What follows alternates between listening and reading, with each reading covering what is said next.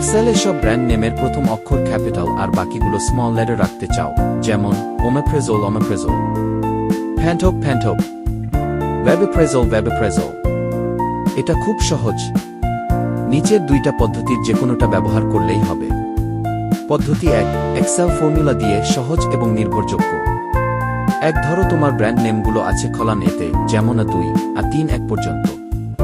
দুই পাশে থাকা খালি সেলে, যেমন B2-তে লিখো এই ফর্মুলাটা।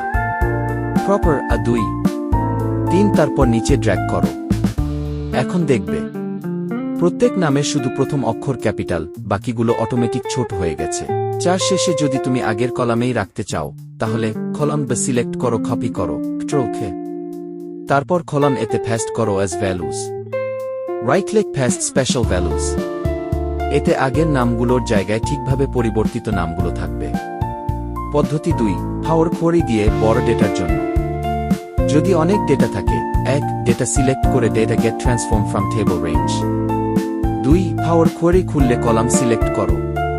3, উপরে transform format capitalize each word. 4, close load. এতে একই কাজ হবে, শুধু প্রথম অক্ষর ক্যাপিটাল হবে। ছোট টিপস, এই ফর্মুলা বাংলা বা মিশ্র টেক্সটে কাজ করবে না, শুধু ইংরেজি নামের জন্য।